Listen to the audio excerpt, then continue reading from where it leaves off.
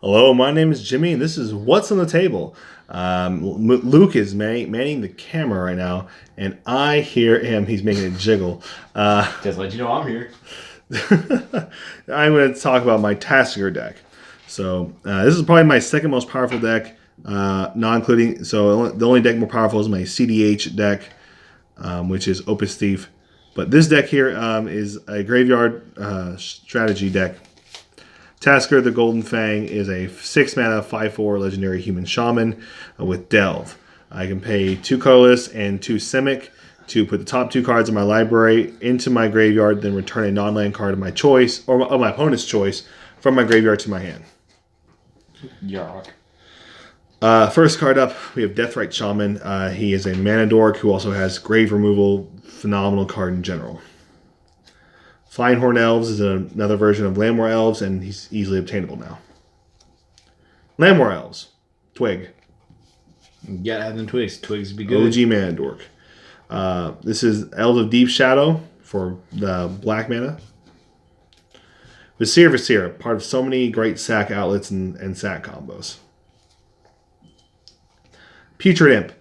Part of one of the win cons of this deck is an infinite discard outlet.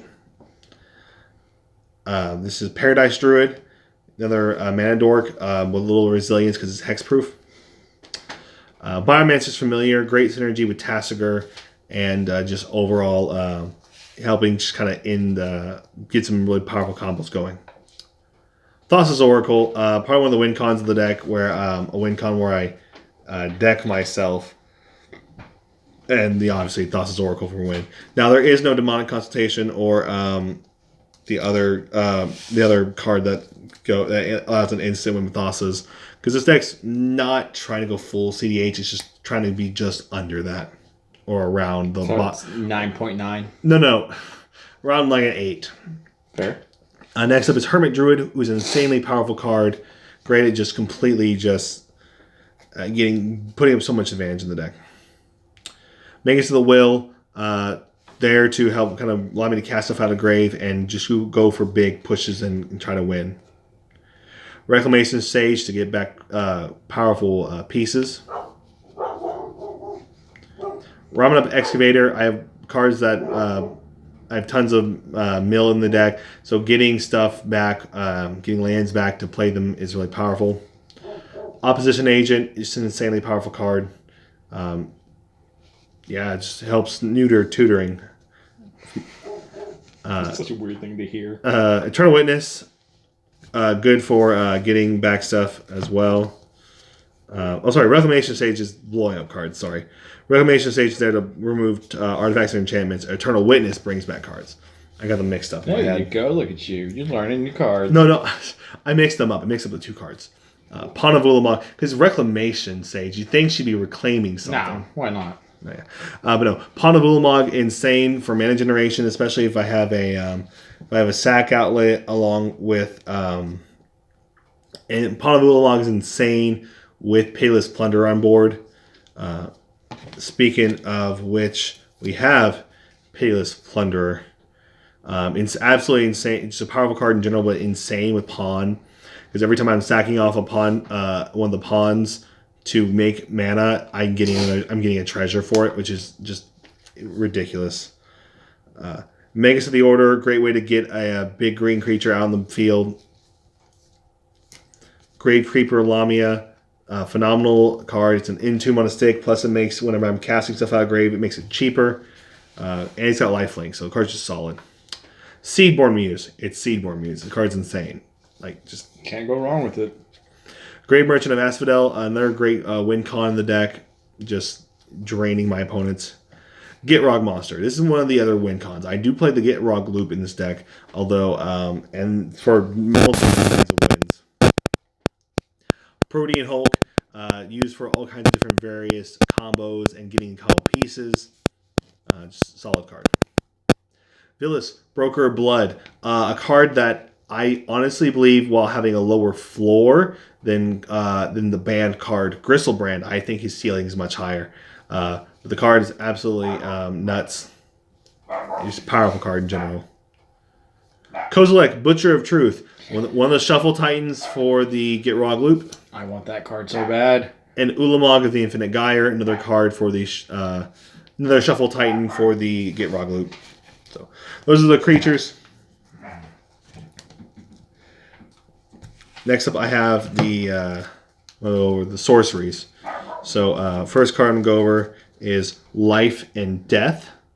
I mostly use it for the death part, which is return a creature card from the battlefield from my grave, and I lose life equal to converted mana cost. So it's a reanimate spell. That's a pretty good card. No, It's a fair trade. It's an insanely solid card. 3 visits. It's ramp, but it searches any forest, so I don't have to. That doesn't have to be basic because we're not playing a whole lot of basics in this deck. We're only playing 6 basics total. Farseek, searching more lands out that aren't basics. Great. Finale of Devastation, insanely powerful card. Card is a game-winning card in itself. Explore, just drawing and putting lands on the battlefield, which is great ramp. Neoform, insane in this deck. It allows me to help just get my combo pieces quickly. Torment of Hailfire, win con, just insanely powerful win con. Sylvan Scrying, once again, getting lands that aren't relegated to being basics. Spoils the Victory, same thing.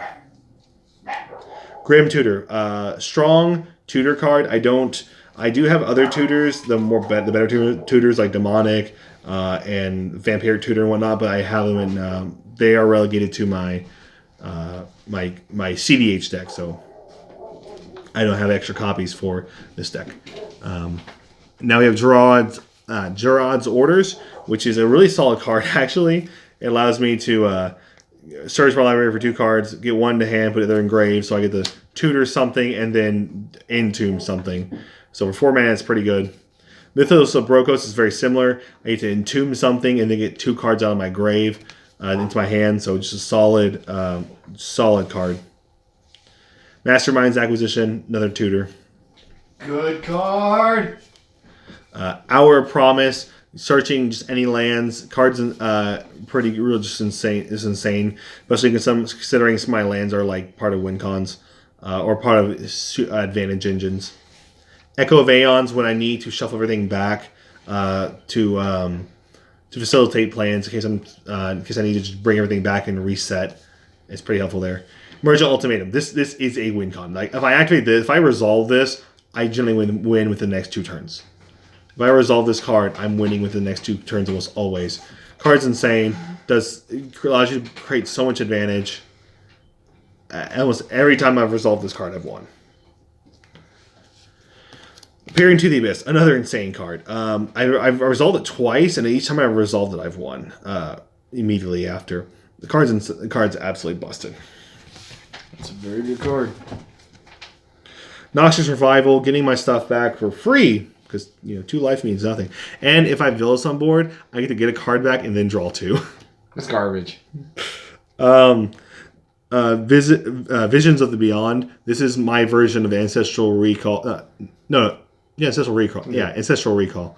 Especially in my deck when I'm milling a lot and putting my graveyard's almost always 20 plus cards. There's effectively just Ancestral Recall in my deck. Dark Ritual. It's Dark Ritual. It's insane. Worldly Tutor. You saw the creatures. Brainstorm, solid draw. Crop Rotation, once again, I have good lands in this deck. Nature's Claim, removing important artifacts or enchantments. Oh yeah, I do have an extra Vampiric Tutor. I forgot about this. But I don't have Demonic and some of the other tutors I don't have access to on the side. I forgot I had this Vampiric Tutor in this deck. Next up is Spell Pierce, solid counterspell. Mana Leak, good one. Essence Scatter, Arcane Denial, and Counterspell. Boo, boo. The final counterspell in the deck is Soul Manipulation. It's both a counterspell and also recurs a creature back to my hand, which is going to be very important for combos. Ad Nauseam, good for getting the combo pieces once again. And Dig Through Time, same thing. You know what that deck's missing? Combos. No, it needs to get rid of blue. Blue is what helps us stay better. If I got rid of blue, I'd just be playing Get Rockin'. Exactly. I like having the flexibility of being able to make my combos go off. Get rid of blue. We have the Moss Diamond, which got reprinted in Commander Legends. The Charcoal Diamond, Talisman of Dominance, and Soul Ring. There's not a lot of artifacts in this deck, and honestly, the artifacts could be better. It's just these are the ones that I had spare of, but I definitely there could be better artifacts in this deck. I just realized this deck doesn't have an Arcane Signet. I sure you don't want to put it in the goblins. No, it's fine. But this deck's almost optimal. Optimal to where I want it. But I just need to probably change out a few cards, like put an Arcane Signet and there's a few other decent artifacts. But Narset, Parter of Veils, insane hose of a card. Carpet of Flowers, recently got this card. This card's pretty good, especially when I'm playing against other blue decks. This card's insane. Another one that says no to blue. No, this one says during my main phase, I get to add up to X mana of one color to my mana pool, where X is the number of islands a target opponent has. Okay. So if someone's playing like a lot of islands, then it's really good. It's not basic, it's just any islands. Put that Abrupt Decay, Phenomenal Removal. Wait, why was this over here? This should have been in the instance pile. How dare you? Oh, that's weird. How I got there. Actually, I don't know how I got there. That's weird that I got there. Alright, then we'll supposed to put that back. That should be in the instance file. That was a mistake. But no, what isn't a mistake is Sylvan Library. This card's absolutely nuts. Like, just so much draw. It's phenomenal. And with another enchantment, with Fairy's Ageless Insight, it's beyond free. You gain so much advantage. It's insane. Because effectively, with Fairy's Ageless Insight, you're drawing 5 and putting 2 back. That's too damn good. You draw 5, put 2 back every turn. It's insane. That's good stuff right there.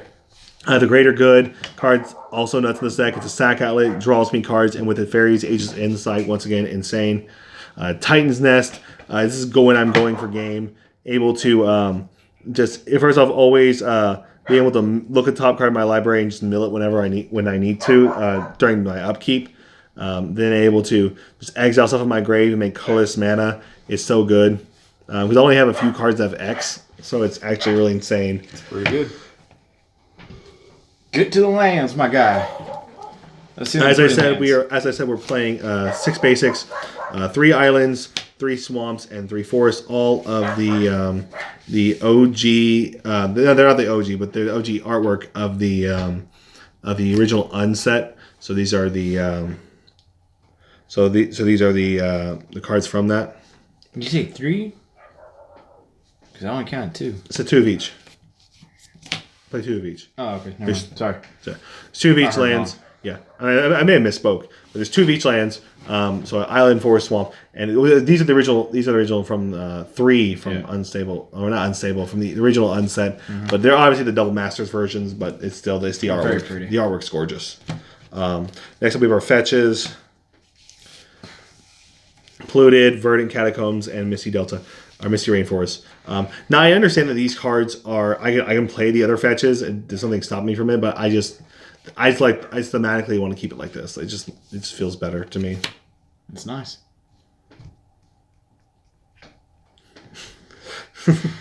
Looks nice. But no, yeah, those are my fetches. Dakmore Salvage, a part of all the Get Rog loops. Memorial Folly, getting stuff back. This is one of the commander lands, the battle bond lands, whatever you want to call these. The land that does stuff. The lands that come in when untapped. If you're they're the lands that are not like they're duels. Yeah. If you have 2 opponents. Yeah. So. Drowned Catacombs, Hairland Harbor, Woodland Cemetery. The only really kind of bad lands in the deck are the 3 different the 3 different bounce lands I have. Because like the next now realistically I would replace these with more fetchable dual lands honestly. But you know they're fine as they are. But that's probably what I'll end up going for. Is I'll probably end up replacing these. That'll be the next change I make to the deck is replacing these with more lands that are fetchable. Well, more easily fetchable. Fetid pools. It's only. This is what I'm talking about. It's like these dual lands, like they're fetchable. Yeah. They come in tapped. Like in every set, they're rare. So that's why I'm so hyped about those snow duels. Which makes sense. Which I'll probably end up playing those snow duels. I'll replacing those with those the bounce lands. I'll be replacing the bounce lands with the snow duels. Which is fair. Watery Grave, Overgrown Tomb, Breeding Pool. They're the shocks. You know. Good stuff. Lotus Field, cards insane, especially in this deck, but I can get lands and stuff back and just recast them anyways, or replay them. Command Tower, Forbidden Orchard, and Mana Confluence. They all do the same thing, make mana of any color. Just each have different restrictions. Temple of the False God, it's just a solid card. It's Ancient Tomb without the burn and with more restriction. Finally is Field of the Dead, another powerful card. This damn card. Card's insane, especially when I have multiple ways to tutor for it. I just get on board and then just start slamming out lands, especially if I'm cracking fetch, especially if I have Remnant of Excavator and I'm cracking fetches left and right, it becomes really strong then. So that is the deck. That's the deck. That's my Tasigur deck. It is, like I said, it's my second most powerful deck. And once I do some last finishing adjustments to my CDH deck, I will finally show it off and show off my Opus Thief deck, because I've talked about it a bit. I've talked about Opus Thief, my CDH deck a bit, but I'll actually I'll go ahead and show off that video whenever the deck is finished. But actually, if this video can get 20 likes, it can get up to 20 likes. That's a lot, but I believe That's a lot in for you. us. But if this video can get up to 20 likes, I'll go ahead and show you what my Opus Thief deck is currently looking like. So yeah, if this video gets 20 likes, then you will see my Opus Thief deck profile. And this is easily my strongest deck. I think I've lost one game in our friend group with this deck. It's probably because of some BS. I lost because I was hated out real quick.